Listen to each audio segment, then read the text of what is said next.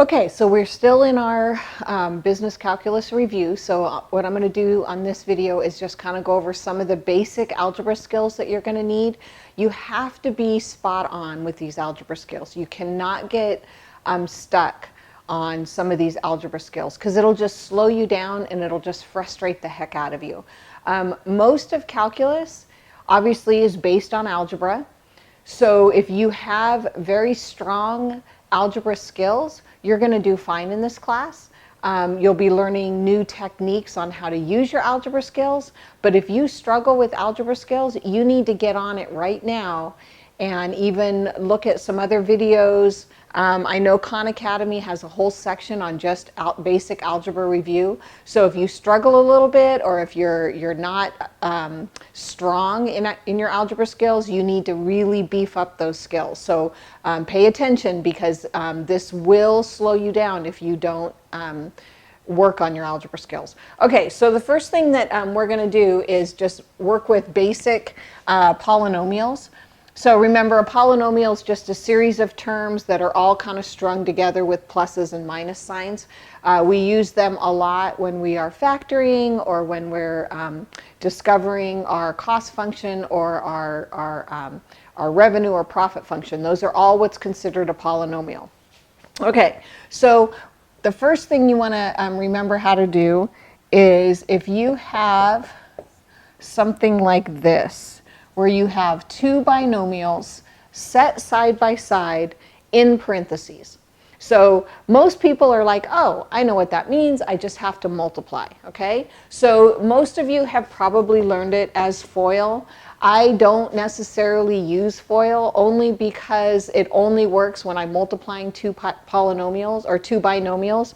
If I'm doing a binomial times a 4-term polynomial, FOIL goes out the window.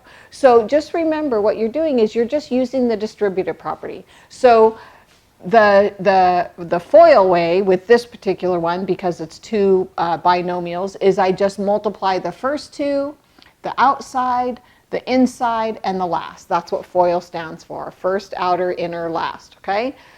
The way I like to look at it is I'm just doing distributive property.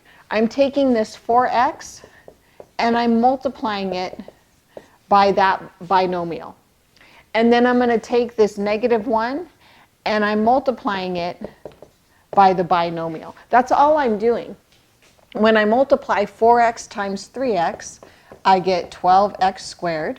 So remember, all I'm doing is I'm just distributing. 4x times 8, I get 32x. Come down here, I get -1 times 3x is a -3x. And -1 times 8 is a -8. Now, did you notice what I did? I just lined up my like terms. It just keeps it so much more organized. Instead of just writing out one big long and then having to find all the parts, if you get in the habit of getting the first set of answers and then right underneath line up, just like lining up your oh my gosh, totally missed the term. Lining up your the ones column and the tens column and the fives column. That's all I'm doing. I'm lining up my like term. So I end up with 12x squared. 32x minus 3x is a 29x, and then minus 8. Okay? Now I'm done with that part, right? So this is just learning to distribute. Taking one term and multiplying it through, taking the other term and multiplying it through. Let me show you another example where I won't use FOIL, or I can't use FOIL, put it that way.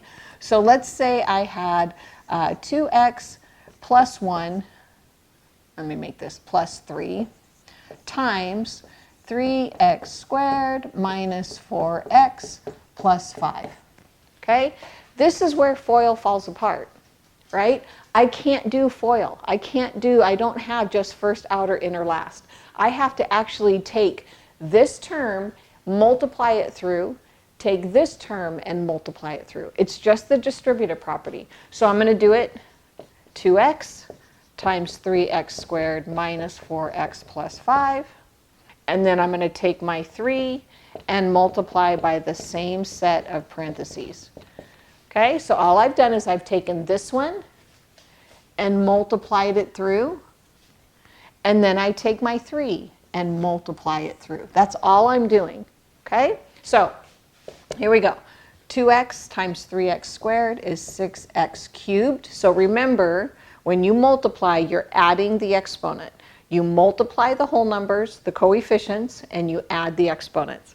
2x times negative 4x is a negative 8x squared, because 1 plus 1 is 2. And then 2x times 5 is a positive 10x. Okay, so now I'm going to jump down here and I'm going to do the exact same thing. I'm just going to multiply everything through, but I'm going to line it up in the correct column. So 3 times 3x squared is 9x squared.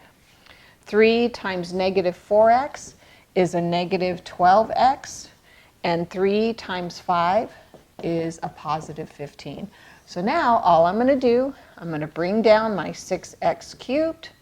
Negative 8x squared plus 9x is just 1x squared. 10x minus 12x is a negative 2x, and then I just bring down my 15. And there I have it. So that's just multiplying polynomials. That's all that is. Now what we're going to do is we're going to take it one step further. We're going to multiply polynomials and then add another step to it. So let me go back to that first problem that we did. So this is going to be something that you're going to have to be very good at.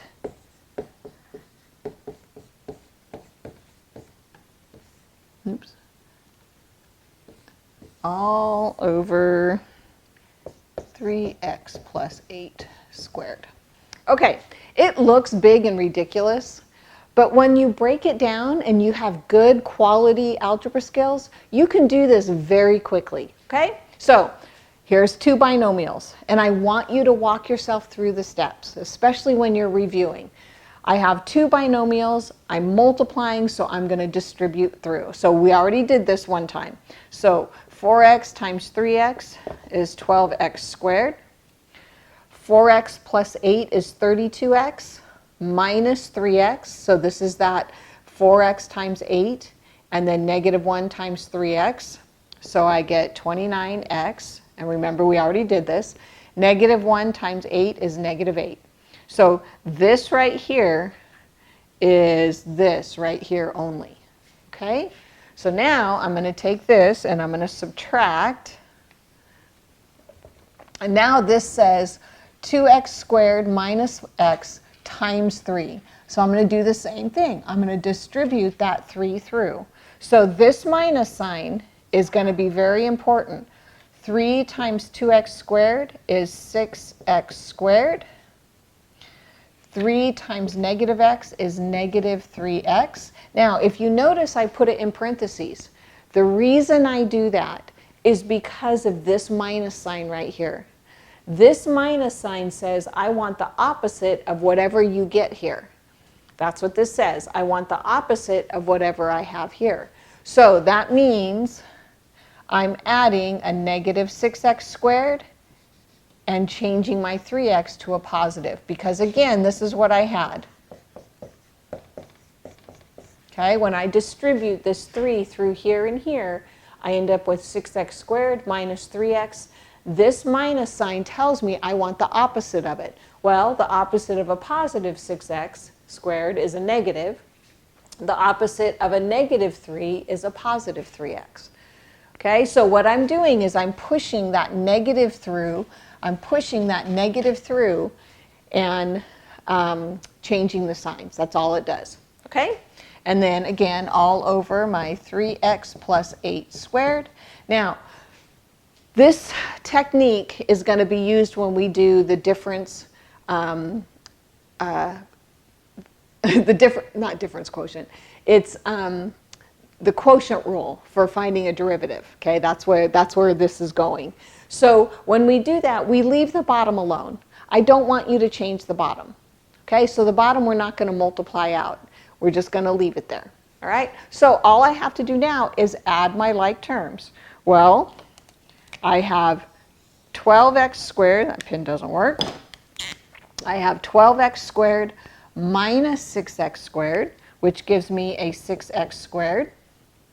I have 29x plus 3x, which gives me a 32x, and then a minus 8, all over 3x plus 8 squared. Okay?